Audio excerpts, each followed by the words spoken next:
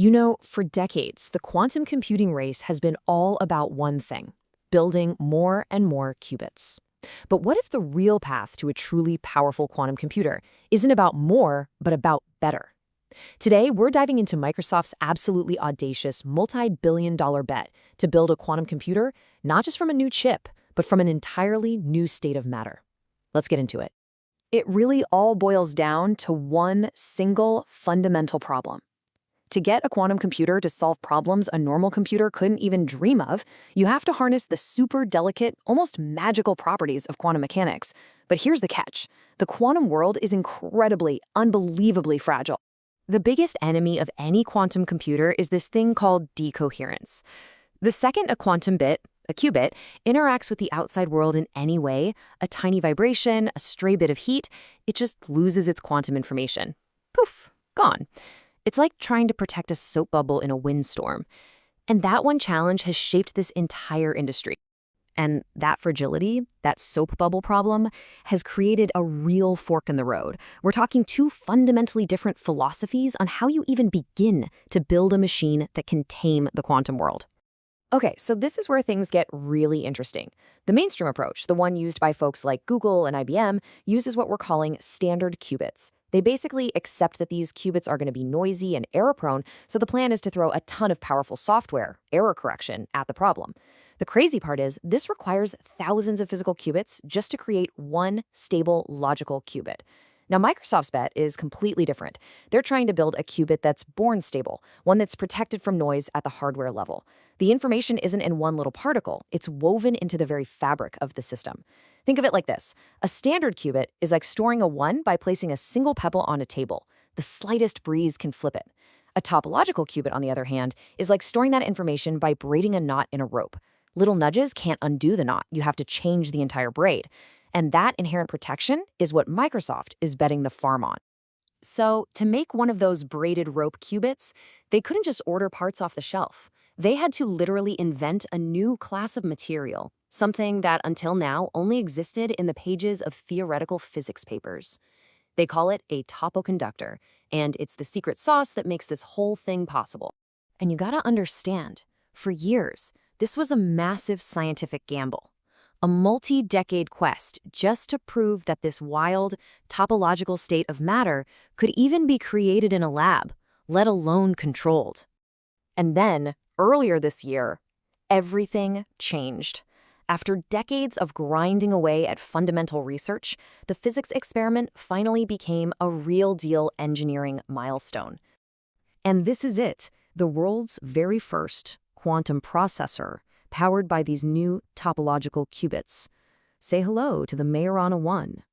And this right here, this number, this just brilliantly shows the potential payoff of their huge bet. Because these qubits are inherently stable and so incredibly small, the architecture for the Majorana 1 is designed to eventually scale up to 1 million qubits on a single chip. That's a density that's just, well, it's almost unthinkable with the standard approaches. Okay, so you might be wondering, how on earth do you read a qubit that's designed to be hidden from the environment? Well, the process is incredibly clever. First, they use digital switches to briefly connect the qubit to a tiny semiconductor called a quantum dot. Then, depending on the qubit state, that dot's ability to hold an electric charge changes.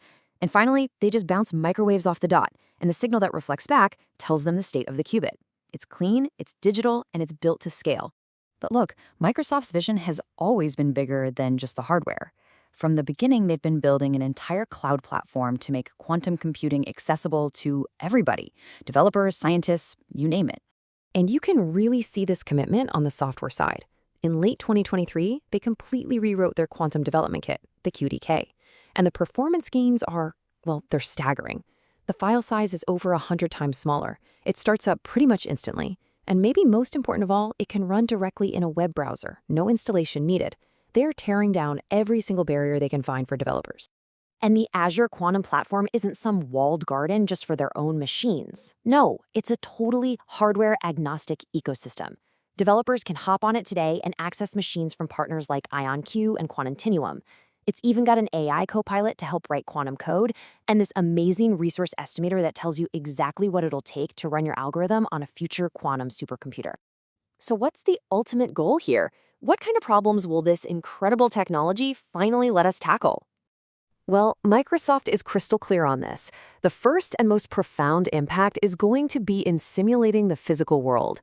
We're talking about designing new molecules for life-saving drugs, new catalysts for clean energy, and new materials for technology we haven't even dreamed up yet. And they're not just talking about it, they're already putting the pieces together. In a project with the Pacific Northwest National Lab to find a better battery material, they used AI to screen 32 times million potential candidates. Then that list was narrowed down, and they used Azure's classical supercomputers to validate the best options. The results? They discovered and actually created a brand new material in just a few months, a process that would normally take years. This is the hybrid AI HPC quantum workflow of the future, and it's happening right now. Of course, there's a flip side to all this power. A machine that's powerful enough to design new materials is also powerful enough to break the encryption that protects our entire digital world. So, since Microsoft is building that machine, they're also leading the race to build brand new, unbreakable locks. And this is why it is so urgent. There's a threat happening right now called Harvest Now, Decrypt Later. Adversaries are actively stealing and stockpiling huge amounts of encrypted data, basically betting that in a few years, they'll have a quantum computer that can crack it all wide open. So the data you think is safe today might be completely exposed tomorrow. That's exactly why Microsoft is acting now.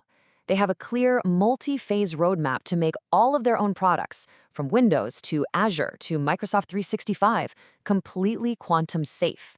They're actually aiming to finish their own internal transition by 2033, which is 2 years ahead of most government deadlines. So when you put it all together, you really see why this long-term, high-stakes bet on topological qubits matters so much. If they pull this off, the payoff is a quantum computer that is dramatically smaller, way faster, and reliable enough to finally solve problems that require trillions of flawless operations. The kind of problems that could truly change the world. It's a journey that started with pure theory on a blackboard and has now officially entered the era of industrial engineering. And it leaves us with this incredible question to think about. By mastering a fundamentally new piece of the universe, what challenges that we all see as impossible today will finally become solvable tomorrow?